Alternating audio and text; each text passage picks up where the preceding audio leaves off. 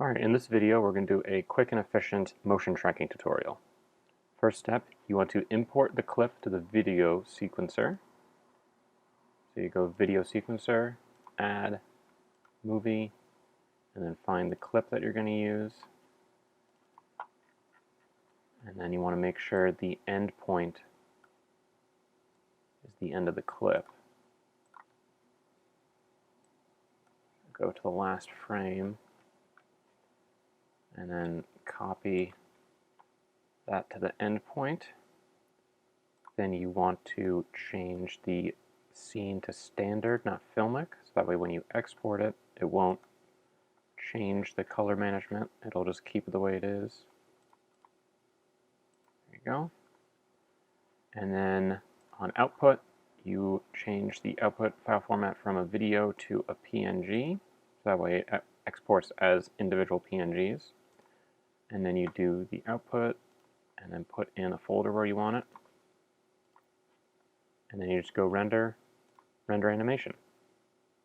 And then it'll take a little while, but once it renders all the frames, we'll go on to the next step. Alright, that step is done. Next one we want to do is bring it in a new folder, in a new file.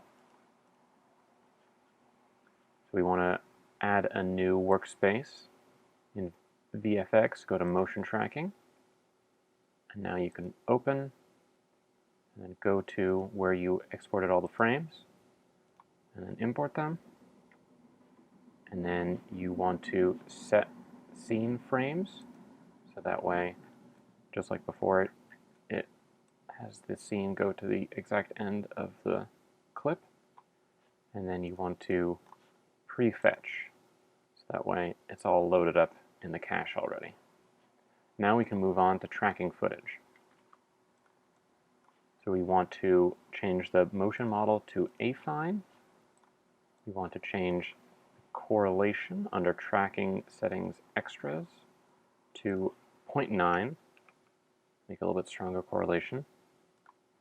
And now we can detect features. We want to detect features from the start of the clip. So you go shift left arrow to go to the start, and then detect features. I have those detected automatically, and then you just track forward. And then it'll track all the way to the end of the clip. Now that it has tracked from the front to the back, we want to reverse it. We want to, since we're at the end, now we just detect more features and then track those backwards. Now for good measure, since we tracked from the front to the back and the back to the front, now we can go to the middle and then detect features and track from the middle to the front. Because you can track from the front to the back and then from the back to the front, but it's good to do middle out. And now that it's gone from the middle to the front, we go back to the middle and then track those to the back. And now that we have all of our points tracked, we can filter out the bad ones. And you could manually go into the graph right here, because you can see there's ones that are very jittery, and you can just select those manually. But it's a lot quicker to go to Solve, Clean Up, Filter Tracks, and then you can just slide this one down until it has selected some. Down at the bottom there it's saying I've identified 3 problematic tracks. We'll probably go down a lot more since there's a bunch of tracks in the scene. Around there, that's fine. I'll delete these 5. And now I will set up my solve settings. Set refine to focal length, optical center, K1, K2. And then all I need to do is press solve. And there we go. We have a solve error of 0.14, which is very, very good. Usually you want below 0.2, but it's workable if it's about 0.5. But if this didn't solve as well, there's a quick way to fix it with one of my favorite add-ons. You go to add-ons, look up track, and you can select and use this checkbox to add on the Refine Tracking Solution add-on. And that will show up down here on the Solve tab, Refine Solution. So you can set it so the target error is 0.3, and all you need to do is press Refine, and it will adjust the weights automatically. So bad tracking points will be weighted less, and they'll use it less in the final solve. And as you can see, that Refine brought down the solve error by 0.04. And now that we have that solved and refined, we can do set up tracking scene.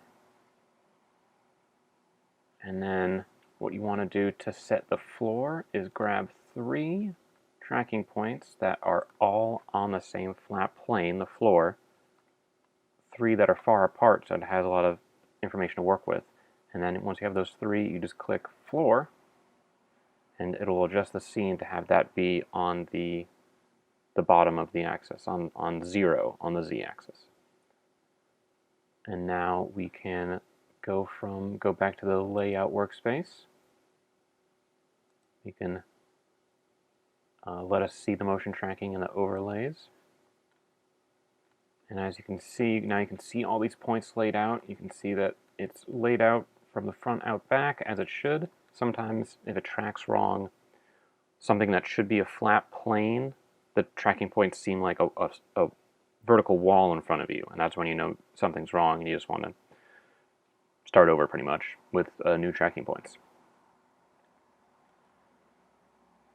And then what you want to do for rendering it out is you want to set the output, and you want to set the render properties under film right here to transparent.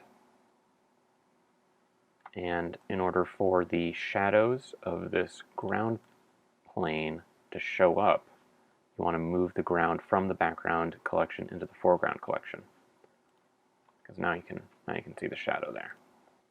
And another little wrinkle that I discovered is what happens in the solving when you're refining the optical center in the K1, K2. It is taking out some of the distortion of the film, so that way you can track more accurately. And you can see how the distortion changed by clicking on the camera, going to the camera settings, and then toggling this. It's just pretty minuscule because there isn't really much distortion on the video. But you can see this is it when it's undistorted, and this is the original when it's distorted. So just keep that in mind when you are trying to do overlays. If you're trying to overlay the rendered out footage outside of Blender on top of the original footage, it won't match up because you should be rendering it on top of the undistorted version.